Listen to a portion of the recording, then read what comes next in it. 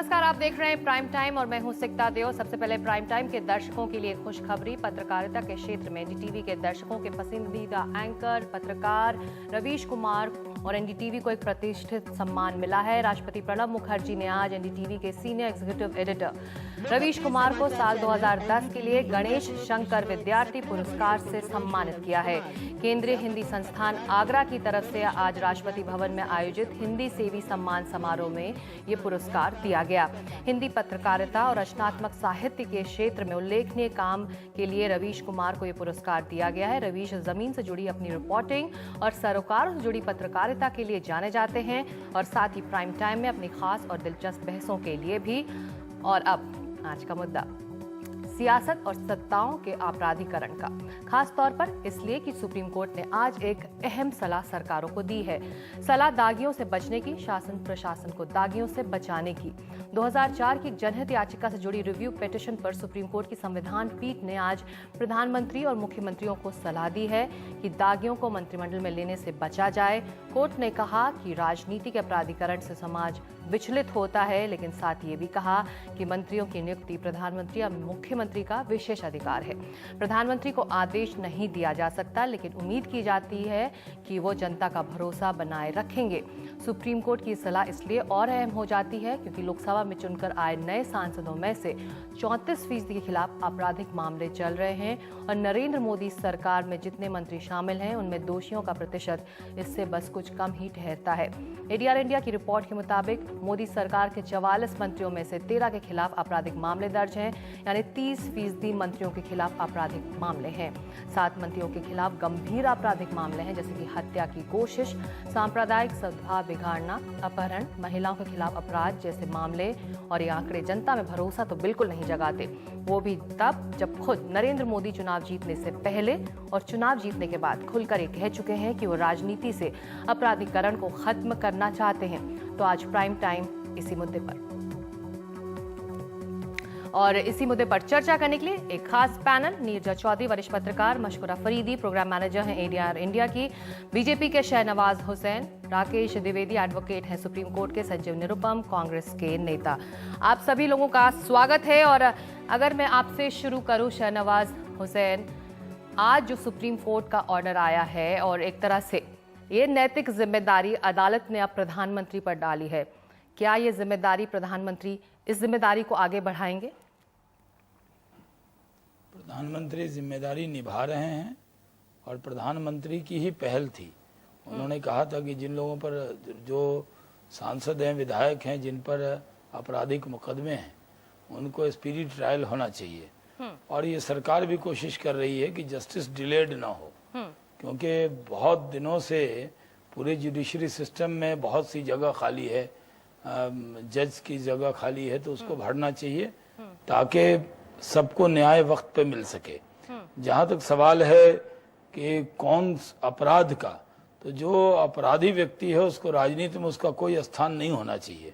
और इसलिए जब हम लोग टिकट भी तय करते हैं तो इस बात का ध्यान रखते हैं कि उस पर कोई गंभीर अपराध न हो।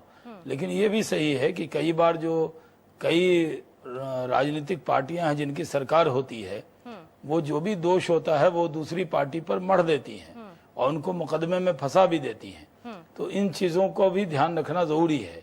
और पूरा जुडिशियल सिस्टम जो है वो इतना ट्रांसपेरेंट हो कि कोई किसी भी राजनेता पर या आम आदमी इस पर नैतिक जिम्मेदारी को इतनी अच्छी तरह से समझ रही है, तो 43 मंत्रियों में से जिन मंत्रियों पर आपराधिक मामले दर्ज हैं, उनके लिए क्या अब कोई फैसला, कोई कड़ा फैसला सरकार ले सकती है या प्रधानमंत्री ले सकते हैं? नहीं, हमारे किसी भी मंत्री पर इस तरह का अपराध दर्ज नहीं है जिस पर फैसला लेना पड़े।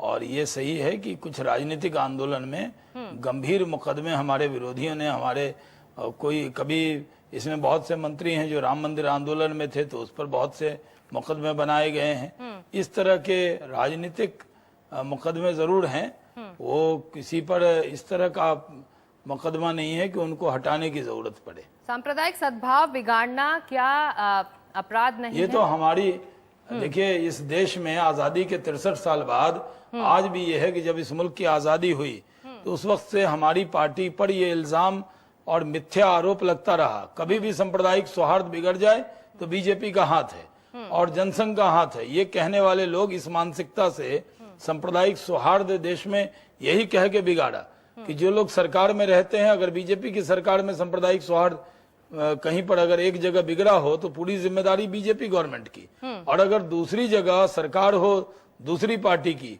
और वहां सांप्रदायिक सौहार्द बिगड़ जाए उसमें भी जिम्मेदारी बीजेपी की। तो इस देश में फैशन हो गया है कि जब भी सांप्रदायिक सौहार्द की बात होती है तो भारतीय जनता पार्टी को कटघरे में खड़ा कर दो, और अदालत के इस फैसले को भी समझ रही है। लेकिन मशकुरा, क्या ये समझ इन राजनीतिक पार्टियों को आई है? क्योंकि पिछले आदेश के बाद जो कॉन्विक्टेड एमएलएज और एमपीज पर जो आदेश आया था उसके बावजूद इतनी बड़ी मात्रा में उन लोगों को टिकट दिया गया जो टेंटेड रहे, तो क्या ये समझ बीजेपी हो या फिर कांग्रेस से समझ में आई? इन चुनावों में देखकर लगा ये चीज़ मैं थोड़ा आंकड़े देके मैं आपको समझाना चाहती हूँ कि जैसे बीजेपी और आईएनसी का आप देखें, मैं दोनों पार्टियों की बारे में बात करूंगी। तो जैसे बीजेपी ने जो कैंडिडेट्स खड़े किए हैं इलेक्शंस के लिए 2014 के इलेक्शंस में 33% ऐसे थे जिनके अगेंस्ट आपराधिक मामले हैं।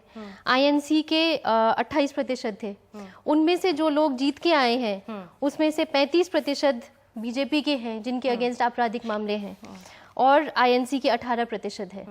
और जहाँ तक बात है कि चार्जेस फ्रेम्ड वाले, चार्जेस फ्रेम्ड का मतलब यही है कि जुडिशियल एप्लीकेशन ऑफ माइंड हुआ है कि जो इंटायर प्रोसेस है जुडिशियल मैकेनिज्म का, वो चार्जेस ठीक है या नहीं, उसके ऊपर केस दायर होना चाहिए या नहीं, वो ऑलरेडी वो प्रोसेस पूरा हो चुका है। और हमारे आंकड़ों के मुताबिक 24 एमपीज ऐसे हैं अभी पार्लियामेंट में बीजेपी के जिनके अगेंस्ट चार्जेस फ्रेम्ड है। 5 शिवसेना के हैं, 4 एआईटीसी के हैं, एआईएडीएमके की 3 और आईएनसी के 1। ऐसे करके हर पार्टी, आप सही बता रही हैं कि कोई भी राजनीतिक पार्टी ये समझ नहीं पाई। तब लगा कि सुप्रीम कोर्ट का वो ऑर्डर एक डेटरेंट होगा, लेकिन डेटरेंट भी नहीं हुआ। और ये थोड़ी आपत्तिजनक चीज़ है कि सुप्रीम कोर्ट के उस फैसले के बाद भी जिस तरीके से क्रिमिनल कैंडिडेट्स फील्ड हुए जा रहे हैं अब तक इलेक्शंस में, उसी रवैये से अभी भी फील्ड हुए हैं 2014 के इलेक्शंस में भी। अभी भी आप ऑप्टिमिस्टिक नहीं है इस फैसले के बाद? और एक बात ये है कि जो जिम्मेदारी है क्रिमिनल कैंडिडेट्स डीक्रिमिनलाइजेशन की, वो पॉलिटिकल पार्टीज़ की भी नहीं है। हमारे आंकड़ों के मुताबिक ये भी है कि हमारी जनता भी जो है वो क्रिमिनल कैंडिडेट्स को इलेक्ट करती आई है। हमने देखा है कि जो चांस है जीतने की वो इलेक्टेड जो क्रिमिनल कैंडिडेट्स हैं उनकी बहुत ज़्यादा मात्रा होती है कंपेयर टू क्लीन कैंडिडेट। जनता भी क्रिमिनल कैंडिडेट्स को इलेक्ट करती आई है, तो जिम्मेदारी दोनों तरफ है। जहाँ तक जी, संजय निरुपम आप अब हमारे साथ जुड़ गए हैं। शहनवाज हुसैन कह रहे थे कि भले ही प्रधानमंत्री के ऊपर अदालत ने ये नैतिक जिम्मेदारी डाली हो कि वो ये तय करें कि उन्हें अपने मंत्रिमंडल में किसे शामिल करना और इस पृष्ठभूमि वाले लोगों को, इस तरह की पृष्ठभूमि वाले लोगों को शामिल नहीं करना है। और शहनवाज हुसैन कह रहे हैं कि उनके प्रधानमंत्री को ये नैतिक जिम्मेदारी की समझ है और उसी को वो आगे बढ़ा रहे। देखिए, इसमें 2 बातें हैं। सबसे पहली बात, 10 मार्च 2014 को सुप्रीम कोर्ट का एक ऑर्डर आया था जिसमें कहा गया था कि जिन सांसदों के खिलाफ कड़े आपराधिक मामले दर्ज हैं उनकी सुनवाई जल्दी पूरी की जाएगी और कोशिश की जाएगी कि 1 साल के अंदर ये सुनवाई पूरी हो, कन्विक्शन या जो एक्विटल जो भी हो उसके हिसाब से एक निर्णय लिया जाएगा। तब नरेंद्र मोदी जी कैंपेन कर रहे थे, उन्होंने बहुत जोर से बोला था कि सुप्रीम कोर्ट, मैं अगर चुन के गया तो सुप्रीम कोर्ट के समक्ष मैं ये पूरा विषय रखूंगा और सुप्रीम कोर्ट के ऊपर छोड़ दूंगा, जो सुप्रीम कोर्ट कहेगा मैं करूंगा। उसके बाद राज्यसभा में नरेंद्र मोदी जी इसके ऊपर एक भाषण देते हैं और कहते हैं मैं चाहता हूं कि 1 साल के अंदर संसद को दाग मुक्त किया जाए। उसके बाद सुप्रीम कोर्ट के पास जब सरकार जाती है तो सुप्रीम कोर्ट कहती है कि हम सांसदों के लिए स्पेशल इस तरह की कोई व्यवस्था नहीं कर सकते। तो मुझे सबसे पहले लगता है कि सरकार और सुप्रीम कोर्ट में इस पूरे विषय को लेकर एक फुटबॉल खेला जा रहा है। अब फुटबॉल खेलने का कार्यक्रम बंद होना चाहिए। एक दूसरी बात, जिस प्रधानमंत्री के संदर्भ में आज सुप्रीम कोर्ट ने अपनी बात कही है, उस प्रधानमंत्री के संदर्भ में पूरी नम्रता से मैं एक याद दिलाना चाहता हूं, उनके कैबिनेट में एक ऐसा व्यक्ति है जो दंगों का अभियुक्त है, उनके कैबिनेट में एक ऐसा व्यक्ति है जो बलात्कार का अभियुक्त, उनके कैबिनेट में एक ऐसा व्यक्ति है जिसने 3-3 तरह की डिग्री दे रखी है। अभी तक समझ में नहीं आ रहा है कि कौन सी डिग्री सही है, कौन सी डिग्री गलत है। और मेरे ख्याल से 13 ऐसे मंत्री हैं जिनके खिलाफ संगीन आरोप हैं आपराधिक मामलों के। तो ऐसे प्रधानमंत्री जी से बहुत ज्यादा उम्मीद करना मुझे लगता है कि आदर्शवादी बात होगी। तो सुप्रीम कोर्ट ने जो बातें कही है उसमें महत्वपूर्ण बात यह निकल के आती है कि आप संविधान के संरक्षक हैं, संविधान संजय के निरुपम तहत जी, आपके मुझे ऊपर लगता है विश्वास कि किया जाता है। आपके इन तमाम आरोपों का जवाब शहनवाज हुसैन अपनी एक लिस्ट देकर भी दे सकते हैं, मैं लेकिन पूरी बात पूरी कर लूं? जी बात पूरी कर लूं?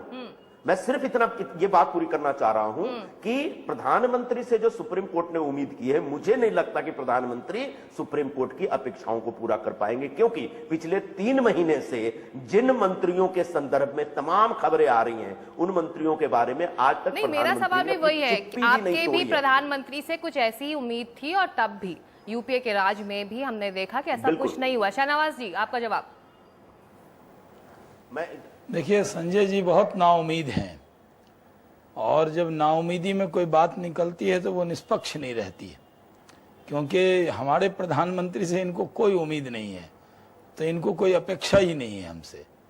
और जब उस प्रयास को सराहा भी है, इन्होंने कहा कि सरकार सुप्रीम कोर्ट गई, सुप्रीम कोर्ट में कहा, खुद प्रधानमंत्री जी ने कहा कि जो दागी लोग हैं, अब यूपीए गवर्नमेंट के मंत्रियों पर इतने मुकदमे चलते रहे, जेल भी जाते रहे, जब तक वो जेल नहीं गए, जब तक संजय निरुपम साहब उसको डिफेंड करते रहे, प्रधानमंत्री डिफेंड करते रहे, जीरो लॉस कहते रहे 2G स्पेक्ट्रम में या कोल गेट में जो भ्रष्टाचार के केस थे। आज सवाल यह है कि जिन्होंने 3 मिसालें दी हैं, इन्होंने एक डिग्री वाली दे दी, उसका कहाँ इस फैसले से कोई लेना देना है? भारत का कोई भी नागरिक जो चुनाव जीत कर आया वो मंत्री बन सकता है, उससे इसका डिग्री का कोई लेना देना नहीं होता। दूसरा, इन्होंने कहा कि एक मंत्री पर बलात्कार का आरोप है। नहीं, डिग्री तो कई तरह की है। आज तो इल्जाम लगाने की भी डिग्री कांग्रेस के पास है, जो भारतीय जनता पार्टी पर कैसे कैसे इल्जाम लगाए जाए इसकी भी एक डिग्री बट रही है। भारतीय जनता पार्टी को सांप्रदायिक कह के खुद सेकुलर हो जाओ, ये एक डिग्री है जो बट रही है, सो कॉल्ड सेकुलर पार्टियों के पास है। जी। अच्छा, मैं जरा जिम्मेदारी है वो डाल देते। जी, नहीं, मेरा जवाब पूरा कहाँ हुआ निरुपम साहब? जो सवाल आपने उठाए हैं उसका जवाब हम दे दें, फिर आप बोले। तीसरी बात, इन्होंने जो कहा कि एक मंत्री पर इल्जाम है बलात्कार का, वो पहली एफआईआर में नाम नहीं, दूसरी एफआईआर में नाम नहीं, कोर्ट से उन पर पूरी तरह कोर्ट से उनको बरी किया गया है, और उसके बाद जो इल्जाम लगाया 2-4 दिन इन लोगों ने खूब हंगामा बर्पा किया। जब तथ्य पता लगा तो निरुपम साहब भी खामोश हो गए। सवाल यह है कि आज का जो वर्डिक्ट है वो जिम्मेदारी वाला है, चाहे वो राज्य के मुख्यमंत्री के लिए भी है, प्रधानमंत्री के लिए भी है, सारे पॉलिटिकल सिस्टम के लिए है। और आज का डिबेट में ये समझता हूँ आरोप प्रत्यारोप का नहीं है। हमें ये ऐसा प्रयास करना चाहिए कि जो लॉ मेकर हैं, जो संसद में चुन कर आते हैं, वो लॉ ब्रेकर ना हो, संसद साफ सुथरी हो। और प्रधानमंत्री नरेंद्र मोदी की इच्छा यही है कि संसद में कोई दाग न लगा हो, चाहे पक्ष के हो या विपक्ष के हो। लॉ मेकर बल्कि इस देश को चलाने वाले मंत्री भी लॉ ब्रेकर न बने। और इसलिए हमारी कैबिनेट साफ सुथरी है। कुछ मुकदमे जरूर हमारे सोकॉल्ड सेकुलर ब्रिगेड ने हम लोगों पर लगाए हैं, लेकिन हमारी कैबिनेट साफ सुथरी है। राकेश जी, जब ये अदालत का फैसला आया, आपने बाहर आकर कहा कि ये हिदायत नहीं है, इसे फैसला माना जाए, लेकिन जब आप इस तरह के आर्ग्यूमेंट्स पॉलिटिकल पार्टी से सुन रहे हैं, आपको लगता है कि ये हिदायत वाकई एक तरह से फैसले के तौर पे स्वीकार करेंगे राजनीतिक दल? देखिए, राजनीतिक दलों को आरोप प्रत्यारोप से ऊपर उठ करके और तमाम ऐसे तर्क जो कि बेबुनियाद हैं, इनोसेंस एटसेट्रा, जो तमाम बातें हैं, इनको दरकिनार करके देश की प्रजातंत्र को मजबूत करने के लिए ये सुनिश्चित करना चाहिए, चाहे वो केंद्र सरकार हो, चाहे प्रांत सरकार हो, चाहे किसी पार्टी की सरकार हो, ये सुनिश्चित करना चाहिए कि कोई भी ऐसा नेता जो चुन के आया है, अगर उसके खिलाफ चार्जशीट गंभीर आरोप की है और अदालत में मुकदमा चल रहा है, उसको मंत्री पद से हट जाना चाहिए। और ऐसे मंत्री जितने भी किसी भी सरकार में आज बने हुए हैं, उन्हें हट करके अपने मुकदमे को शीघ्र तय कराने के लिए कोशिश करनी चाहिए, और तभी प्रजातंत्र मौजूद होगा। सवाल एक व्यक्ति का नहीं है कि जो चुन के आया है उसका क्या हक है, वो मंत्री बन सकता है कि नहीं बन सकता है। ये सुप्रीम कोर्ट ने स्पष्ट कर दिया है कि प्रधानमंत्री और मुख्यमंत्री की जो शक्तियां हैं मंत्री बनाने की, उसके ऊपर ये जिम्मेदारी बनती है, ये पब्लिक ट्रस्ट की रिक्वायरमेंट है, ये मोरालिटी की रिक्वायरमेंट है, और उससे सीमा बनती है कि ऐसे लोगों को वो मंत्रिमंडल से बाहर करें। पर आपको लगता है कि ये इस नैतिक निर्देशात्मक जिम्मेदारी जजमेंट है, ये डिक्लेरेटरी जजमेंट है, पर आपको सलाहकारी लगता है कि जजमेंट नहीं है नैतिक ये। जिम्मेदारी पर ये राजनीतिक दल या फिर नेता या फिर मंत्री आगे बढ़ सकते हैं? क्योंकि जैसे कि आज अदालत ने भी कहा, उसके भी हाथ बंधे हुए हैं क्योंकि संविधान ने एक दायरा तय किया हुआ है। तो ऐसे में क्या उसका इस्तेमाल नहीं होगा? नहीं, विवेक किसको मंत्री बनाया जाए, ये विवेक तो प्रधानमंत्री और मुख्यमंत्री का ही होगा। सुप्रीम कोर्ट इसको अपना विवेक नहीं बना सकती है। तो सवाल ये है कि प्रधानमंत्री और मुख्यमंत्री जब अपना विवेक इस्तेमाल करते हैं तो वो किस तरह से करेंगे? ऐसे व्यक्तियों को बाहर रखने में कोई दिक्कत नहीं होनी चाहिए। ऐसा तो है नहीं कि ऐसे स्वच्छ लोग उनकी पार्टियों में नहीं है, या तो सब पार्टियां ये स्वीकार कर लें कि उनके पार्टी में अब ऐसे लोग रहे नहीं स्वच्छ लोग जिन्हें वो मंत्री बना सके। और अगर ऐसे लोग हैं, और मैं समझता हूं कि हैं ऐसे लोग, तो और अनुभवी लोग हैं, तो उनको बनाए मंत्री। और जिनके खिलाफ आरोप है वो बाहर, हमको तो याद है कि आडवाणी साहब के खिलाफ जब मुकदमा एक बार चला था तो वो मंत्री पद से स्वतः हट गए थे। एक बड़ा भारी उन्होंने जो है आयाम स्थापित किया था देश में। ऐसे और भी नेताओं ने किया है। लाल बहादुर शास्त्री तो और भी, मतलब कोई ऐसी घटना हुई थी रेलवे की, तब भी उसने इस्तीफा दे दिया। तो एक नैतिकता होती है, कन्वेंशन है संवैधानिक, परंपराएं हैं संवैधानिक, उसका पालन करें और हम इस प्रजातंत्र को गड्ढे में न ढकेलें। बहुत हम बड़े गंभीर उसमें मोड़ पे है देश इस वक्त। हमें तय करना होगा कि हम किधर जाना चाहते हैं। हम अब जुर्मीकरण को बढ़ाना चाहते हैं, प्रजातंत्र को खत्म करना चाहते हैं, नष्ट करना चाहते हैं, या इसे बचाना चाहते हैं, इसे मजबूत करना चाहते हैं और देश को उठाना चाहते हैं। बिना प्रजातंत्र के देश विकास नहीं कर पाएगा। नीजा, इस प्रोग्राम के शुरुआत में मैंने बात कही थी कि चुनावों से पहले और चुनावों के बाद प्रधानमंत्री मोदी ने इस पूरे मामले पर अपने विचार सामने रखे थे। और इलेक्टोरल मजबूरी क्या होती है राजनीतिक पार्टियों के, इस तरह के नेताओं को आगे बढ़ाने की, ये सभी हम समझते हैं। क्या एक ये चुनावी मुद्दा है जनता को समझाने के लिए कि हम साफ सुथरी छवि, साफ सुथरी राजनीति करने वाले लोगों को आगे बढ़ाएंगे, लेकिन जब आप विपक्ष में होते हैं तो आसानी से आप ये बात कह जाते हैं, लेकिन जब सत्ता में आते हैं तो आप सब भूल जाते हैं? देखिए, चुनावी मुद्दा जब तक ये नहीं बनेगा इसका हल भी नहीं निकलेगा। कुछ हद तक बना है मिडिल क्लास के एक तबके, और इनकी संस्था है ADR, इनका काफ़ी हाथ रहा है जिस तरह से पिछले सालों में इस लोगों के सामने आंकड़े लाते रहे हैं। जो आज सुप्रीम कोर्ट ने कहा है वो सही है, वो संवैधानिक पोजीशन है। सुप्रीम कोर्ट प्रधानमंत्री जो चुना हुआ है उसको नहीं कह सकता कि आप कोर्ट कैबिनेट में इसको लाएंगे या उसको लाएंगे। तो उन्होंने अपनी पोजीशन क्लियर कर दी है कि हम इस हद तक जा सकते हैं, उसके बियॉन्ड नहीं जा सकते हैं। लेकिन उन्होंने आशा व्यक्त की है कि ऐसे लोगों को, दागी लोगों को नहीं लिया जाएगा।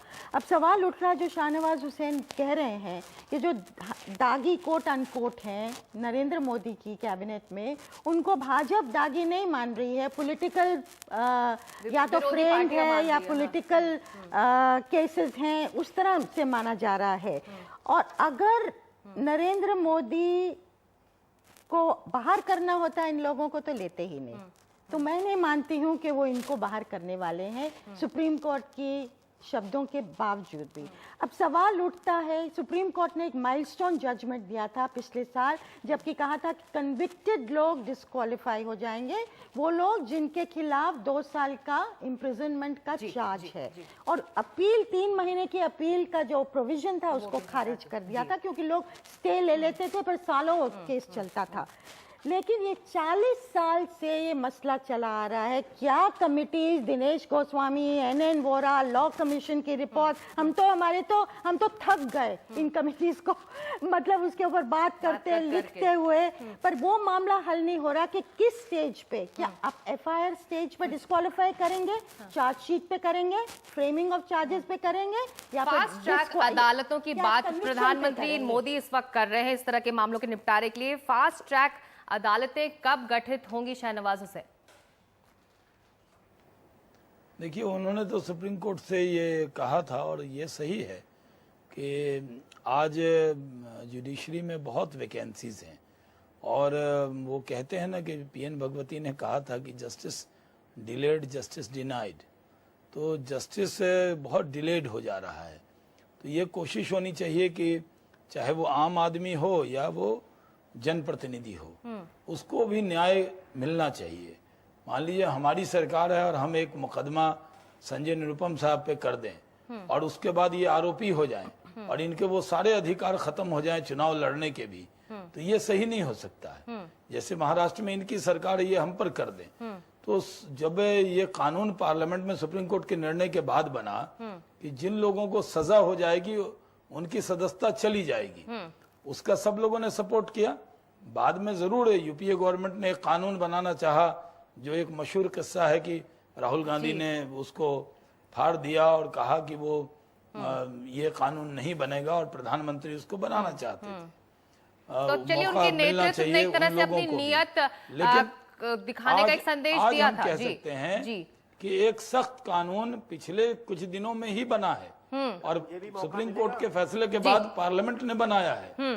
तो जो निर्जा कह रही हैं कि इतने साल से कहते हुए सुप्रीम कोर्ट के फैसले के बाद भी कम से कम 2 कदम वो कानून आगे बढ़ा है कि जो लोग कन्विक्टेड हैं उनकी सदस्यता तुरंत चली जाती है।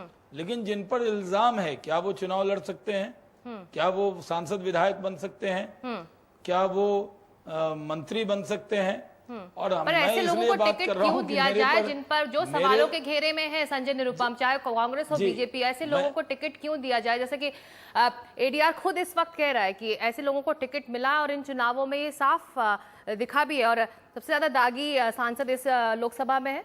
हाँ, सबसे ज्यादा जी।